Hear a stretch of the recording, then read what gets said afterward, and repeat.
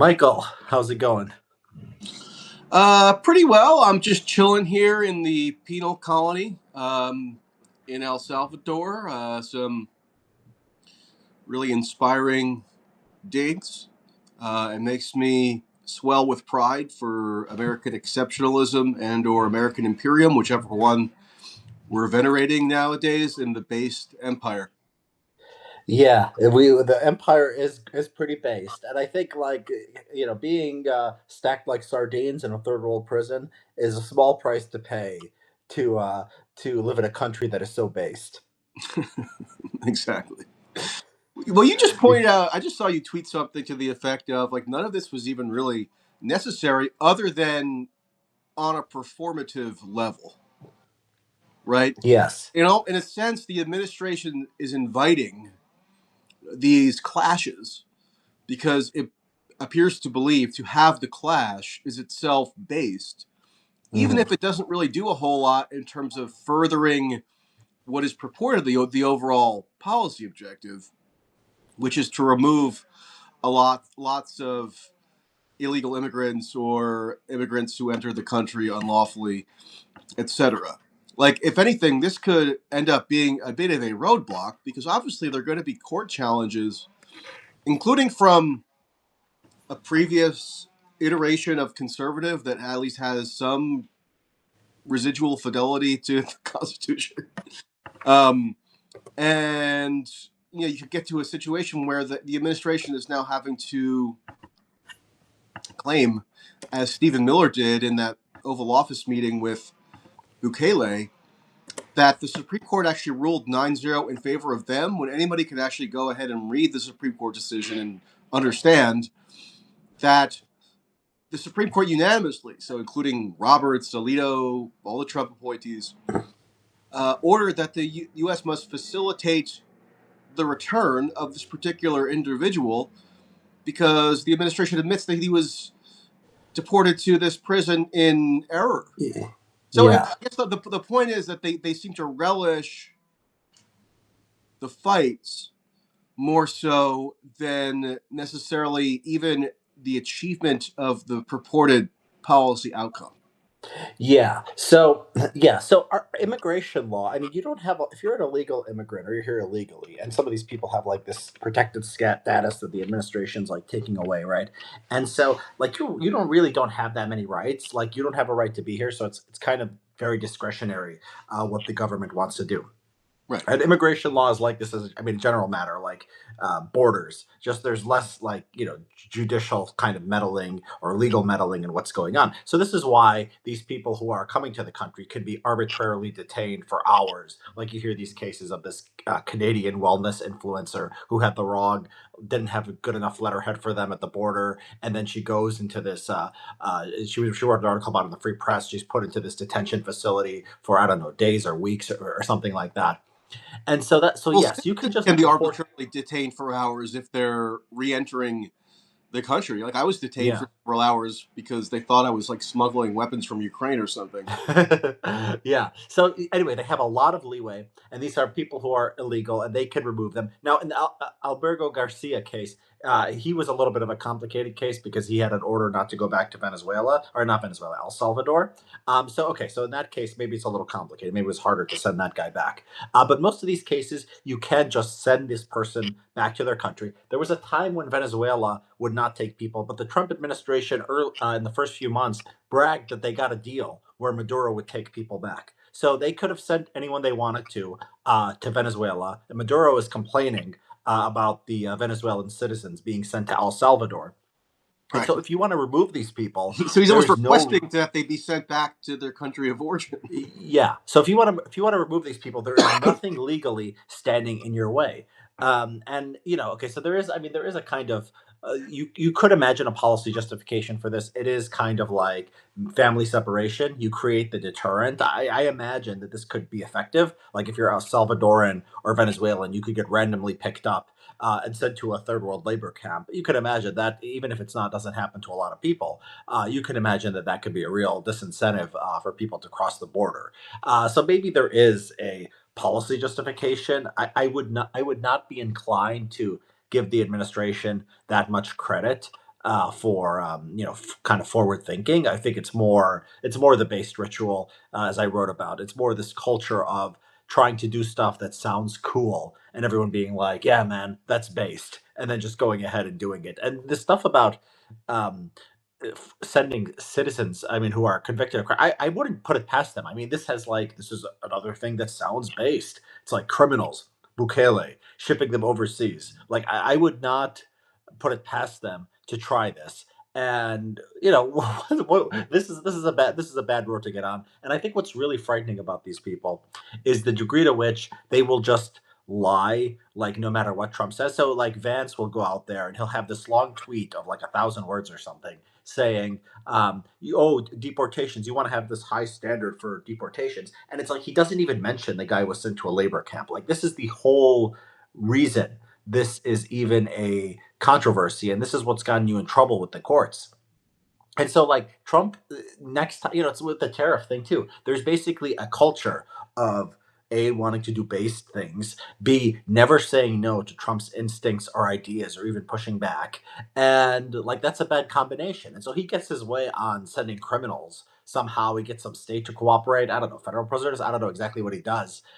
Their position is they'll basically lie about anything. Their position is that once someone is out of the country, they can they basically have no more jurisdiction. When they tried to argue that the Venezuelan when that plane with the Venezuelans was in the air, that the court order had no legitimacy because they were over international skies, they were outside of the country. And this is just these arguments fall apart. The courts don't accept them, but their position is basically they get to disappear people. They're going to lie about the people. They're going to lie about what courts say. Exactly. They're going around. I see it in my replies now. These like MAGAs will be like, "Oh, didn't they just win at the?" So we were like, "Yes, if you get your news from Stephen Miller and Donald Trump, they are winning every court case." So like, they're not even going to acknowledge that they lose court cases, much less comply with them. So this is nuts. This is going in a very, very bad direction. There might be some parallel to the whole tariff issue in that I know you object to this on principle, Richard, but there is a fairly robust philosophy or ideological perspective undergirding a protectionist instinct that a lot of people wanted to be more ascendant in the Republican Party. They were sick and tired of the Chamber of Commerce Republicans whose dogma was free trade, and they wanted that supplanted, and Trump was the vehicle by which that could conceivably be supplanted, because in 2016 he did defeat the presiding dynasty in the Republican Party, which is the Bush dynasty, and then he beat the Clintons. So there was an opening to do something that was different ideologically, remake the nature of the Republican coalition. And Trump has to some extent done that. But then if the implementation of the tariff policy is just so freewheeling and erratic and brash because it seems based to like not care how the tariff rates are calculated and to at least claim not to care about the infliction of some short-term economic pain without really an articulable overall strategy, then that could serve to actually discredit the thing that people who are hoping for the Republican Party coalition to be remade had wanted. And potentially likewise with this immigration stuff. Obviously, I don't think anybody can really deny, who's been sentient for the past several years and lived through the 2024 election, that there is a mass constituency for more restrictionist immigration policy. Biden himself tacitly acknowledged that, or even overtly acknowledged it, when in June of last year he did finally issue an executive order clamping down on immigration inflows, whereas for the preceding few years he had insisted that he needed some legislative action or congressional action in order to do that.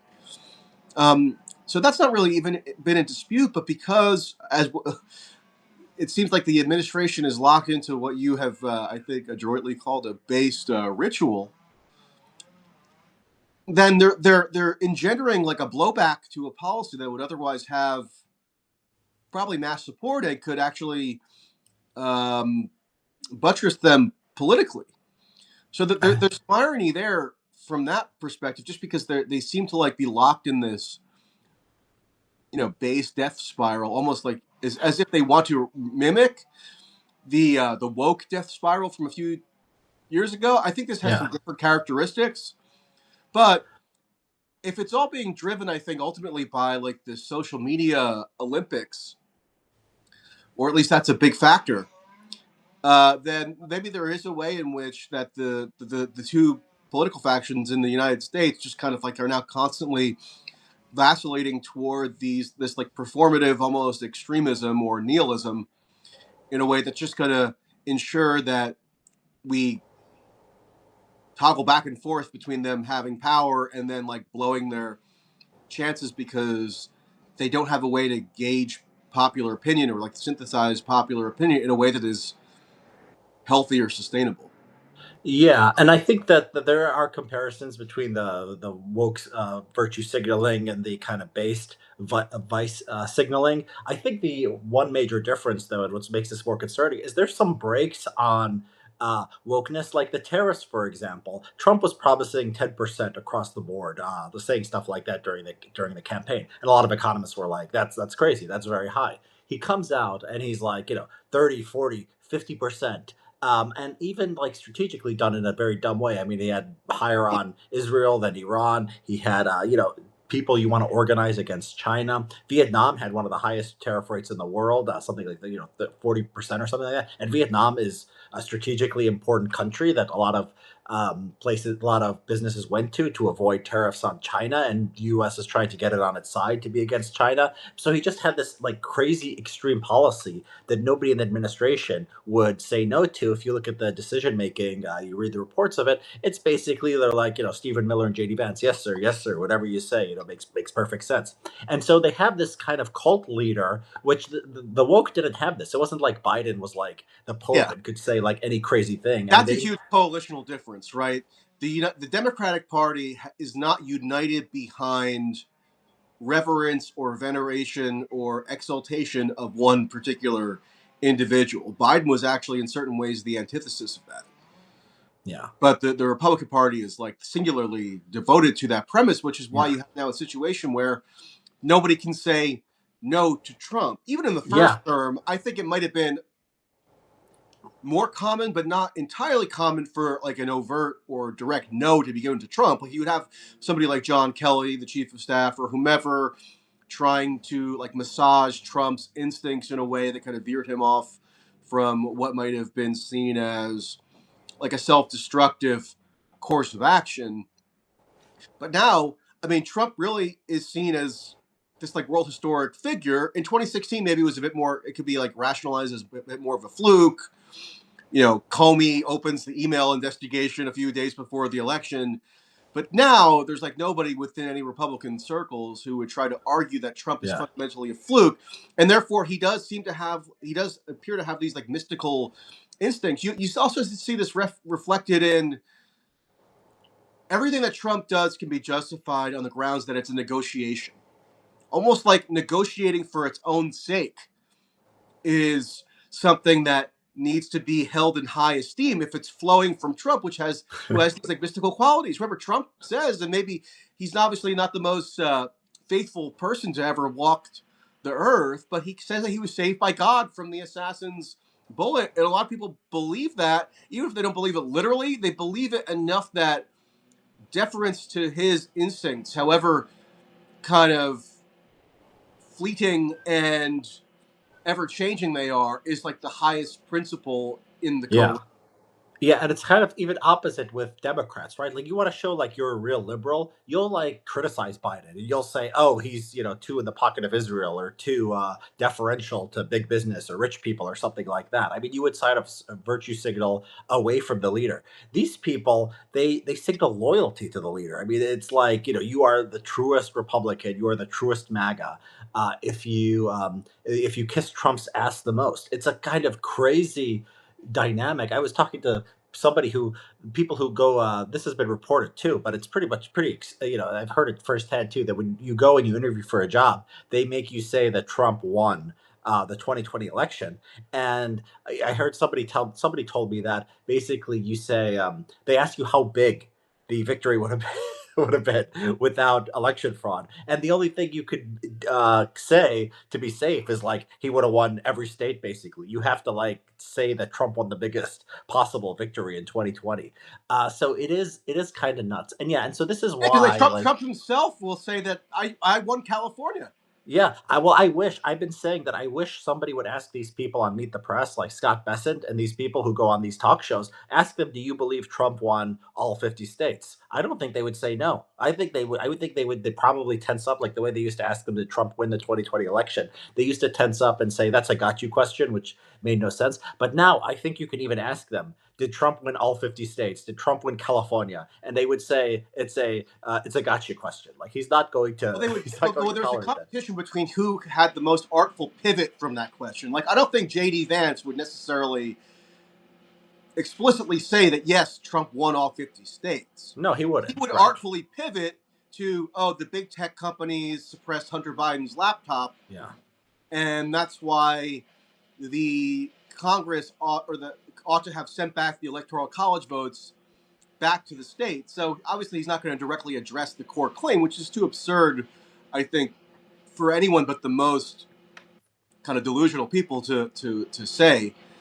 But Yeah. there's also like there's like this secondary sort of competition between who could most adroitly sidestep that question and come up with an answer that doesn't directly address the question posed, but sounds at least superficially Yeah. plausible. And JD Vance, because he's a relatively intelligent person, demonstrated that he was most apt to do that well. Yeah, and I think that some of them actually would say he won California. Like I could imagine Stephen Miller or Peter Navarro just saying yes. And you're right. I imagine JD Vance saying, "Well, you guys in the media, you didn't ask the right questions about Hillary's emails when big tech corporations censored the opinions of regular everyday Americans. You guys were not there. So spare me this." He's just got this perfect routine to like avoid answering questions and like kissing Trump's ass. It's very practiced. You could see kind of how good he is at it. Yeah, and I mean there is Um, a kernel of truth to that. Like as but yeah, as you could most say people, things that are true. Sure. Yeah.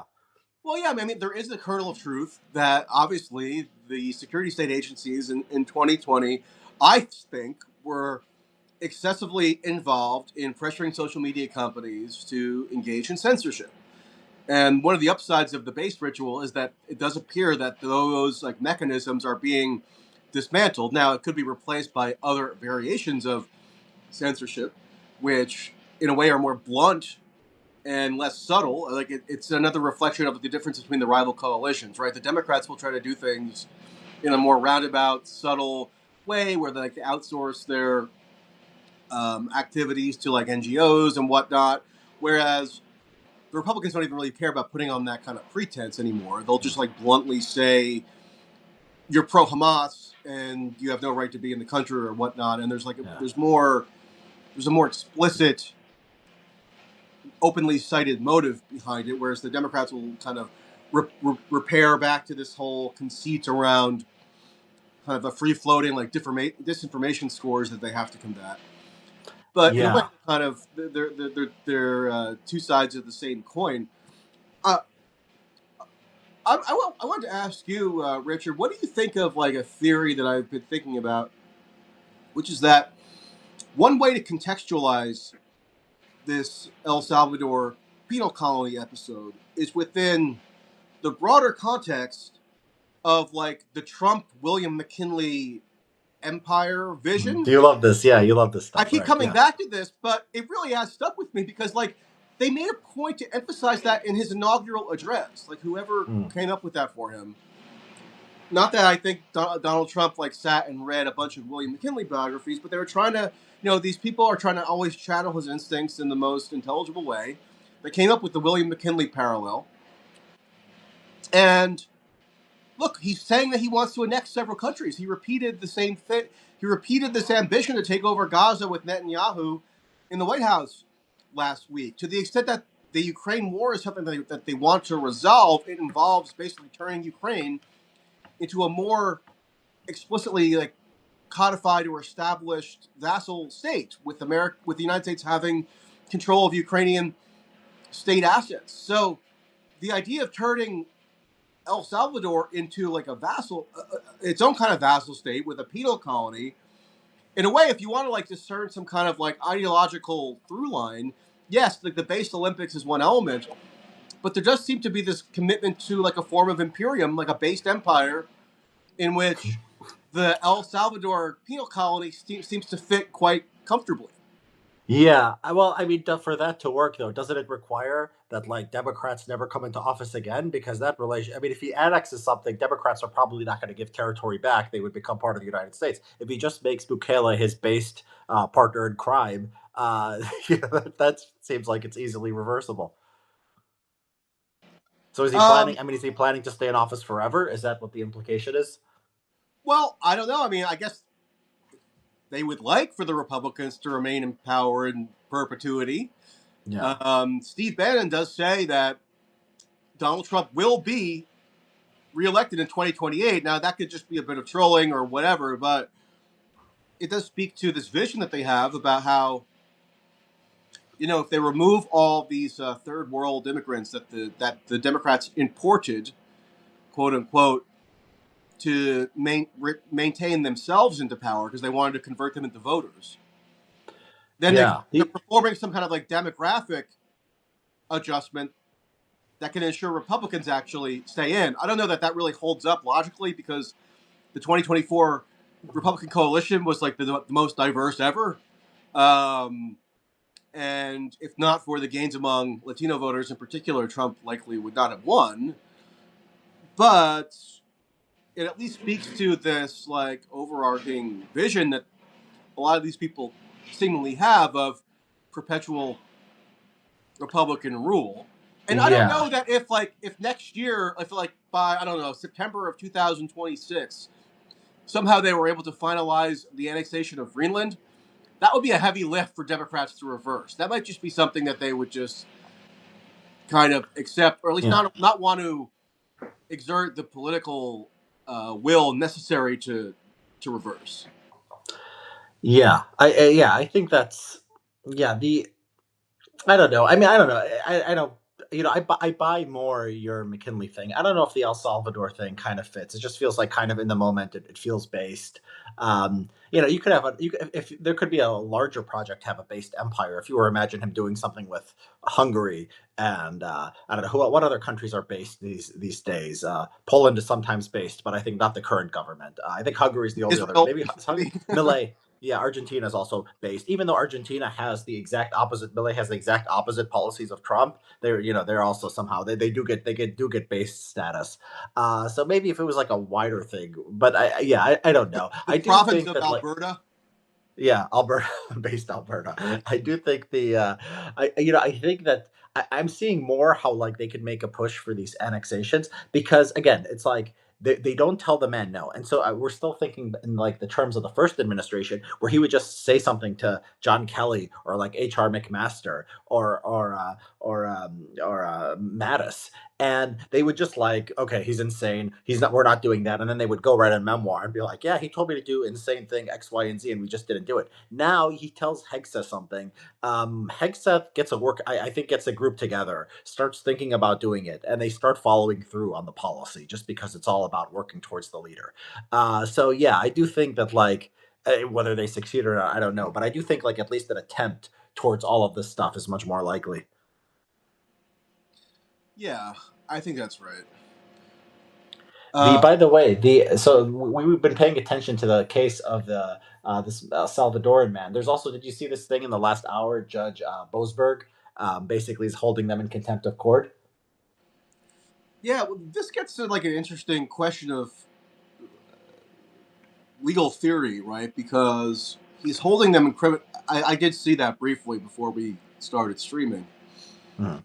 and I think it was Boasberg says that there's probable cause to hold the government in criminal contempt. Yeah. Like how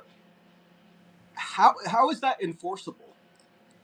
Well, the what do you mean? So you can recommend people for prosecution, and then Boasberg also said that if the administration won't prosecute it, the court can basically appoint a prosecutor who will. This Okay. this is enforceable. It's a crime if you just tell the court to f off, even if you're in the executive branch and basically don't do what they tell you. Yeah, that's contempt of court. So it is enforceable. Um, I haven't looked into all the details, but that's the basics of it. And I don't know exactly which officials yet. I think that's to be figured out later, like who exactly is responsible for being in contempt of court. Um, but I mean, look, Trump can potentially I guess pardon. if the criminal contempt finding ultimately has to be enforced through like physical detention of the wrongdoer, Hmm, and the DOJ opposes yeah. the finding of criminal contempt, then how is it that Judge Boasberg, in that most extreme scenario where there's this Well, conflict within. apparently he can appoint a prosecutor. All right.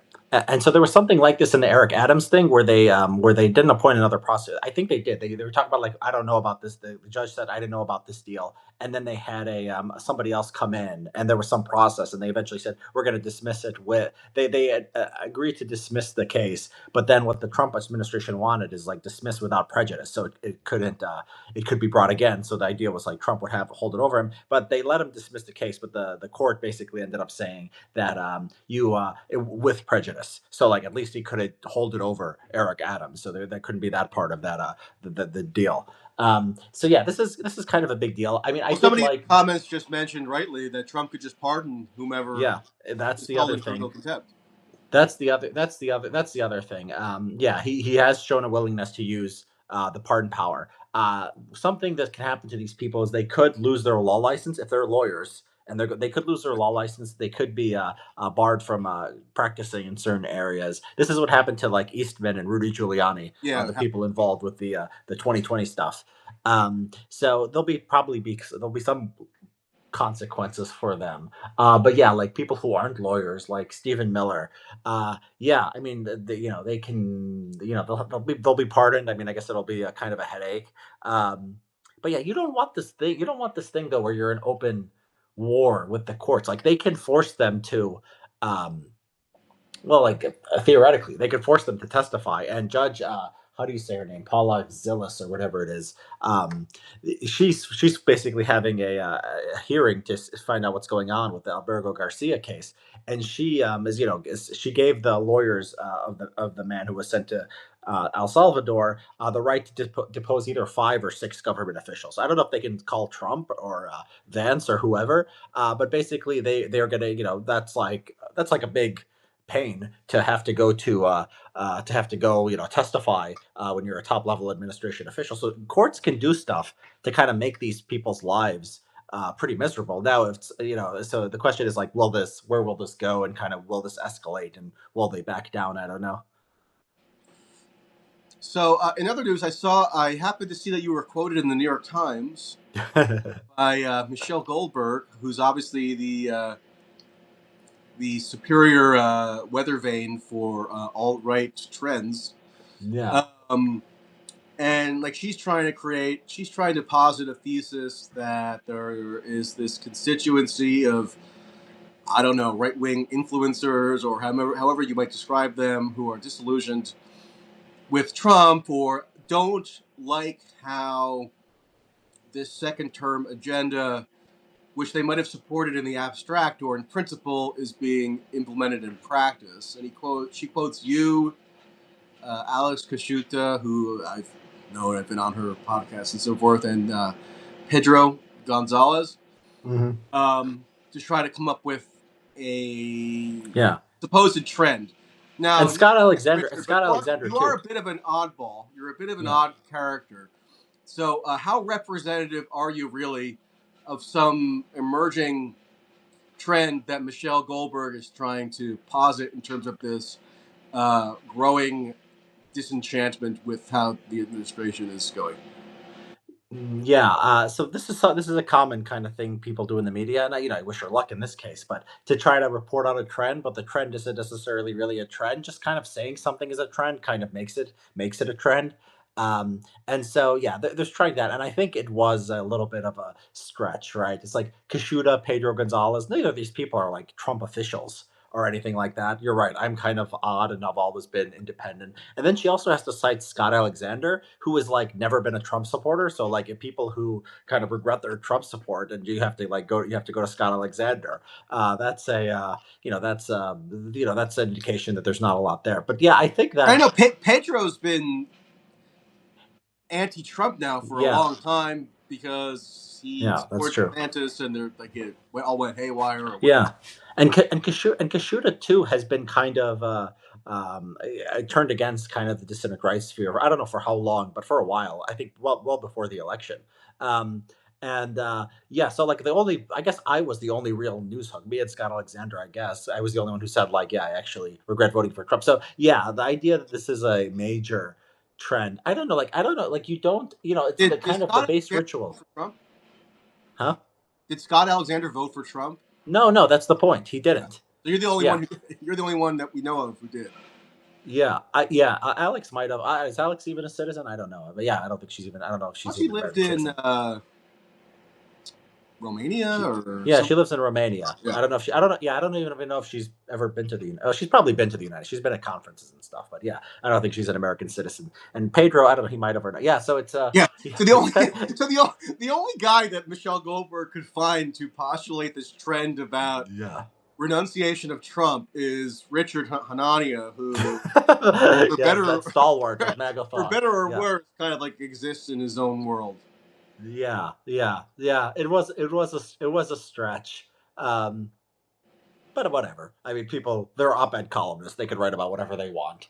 I'm kind of glad. I'm glad she did. I mean, I wish more people would do this, but it's like I was kind of weird because I was like, the liberals are